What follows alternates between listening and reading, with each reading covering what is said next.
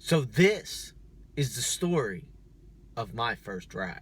It was a Friday night. I had just had dinner with friends and nothing was going on. And I thought, why don't I just sign on? Within a couple of minutes, I got buzzed. Up until that point, I wasn't nervous. But I got a mother who, like most mothers, worries about everything. She's always telling me, be careful, drive safe. Oh, okay, Mom.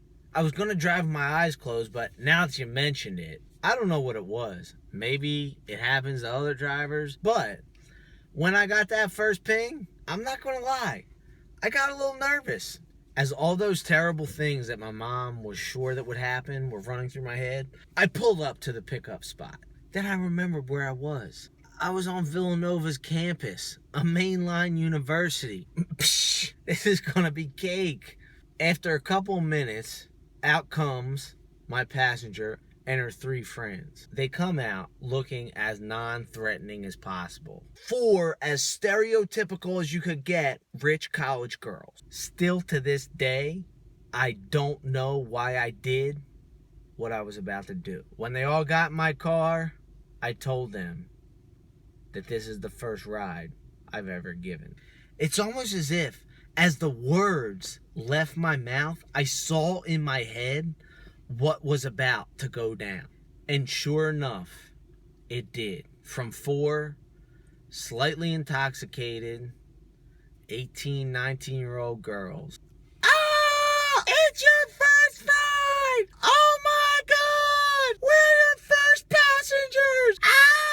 Can I put you on Snapchat? Do you even know what Snapchat is? Yeah, I know what it is. How old do you think I am? When the wooing died down, I wanted to scoop. What do I gotta do to be a good driver? Do you have an auxiliary cord, they ask? I do have an auxiliary cord. At this point, I'm thinking, I'm a natural driver. This job's gonna be cake. Hand her the auxiliary cord. What this girl proceeded to blast out of my speakers cannot be repeated. I don't want to sound soft. I grew up listening to all sorts of crazy stuff. Y'all started listening to NWA just because that movie came out. I was listening to Boys in the Hood back when I was a boy in the hood. Knowing nothing in life but to be legit. Don't quote me, boy, cause I ain't said shit. Oh. I'm feeling a Driver Ed remix. Boy, I'm in your hood and I ain't far. If you need a ride, just call a car. Knowing nothing in life but to get there fast. Don't tip me, boy, cause I can't take cash.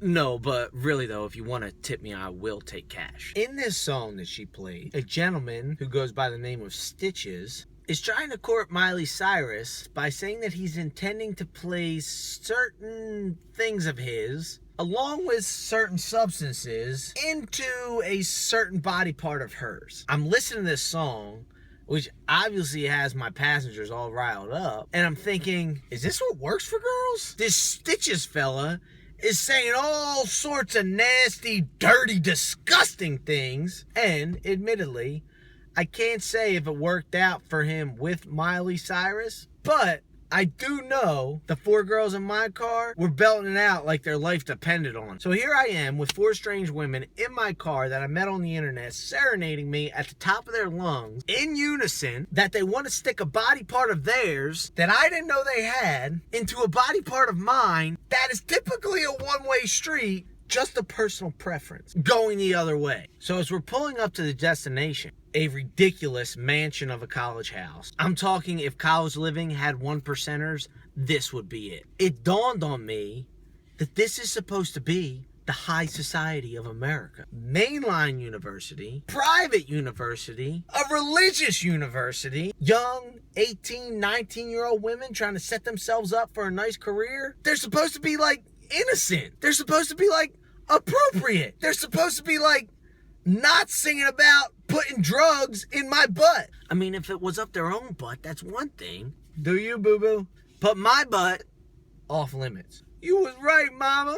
Girls are the devil. Now, I know what you're thinking. It's judgmental of me to assume their gender. That's like so 2012. Who am I to say that they don't have the body parts that they were planning on sticking in me? Regardless, I do think it is fair to assume that in a couple weeks when the semester ends and these girls go home and they're at the family Christmas party and daddy's bragging to his executive friends that his little girl's studying finance at Villanova University, daddy don't know that his 50 grand a year in tuition is going towards rides with strangers. They're singing about cocaine and penis. All that being said, these girls were nice enough to tell me that where I picked them up was a freshman dorm and there'd be a ton of rides to be had, so I should head back there.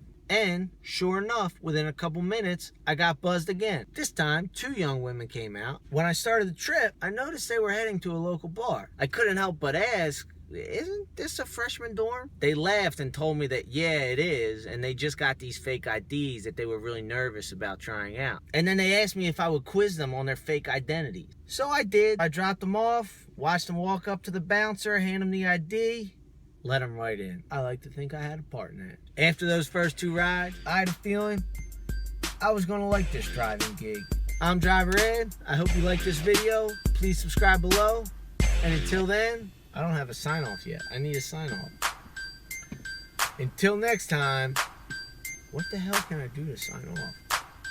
Until next time, don't drive drunk. Over and out.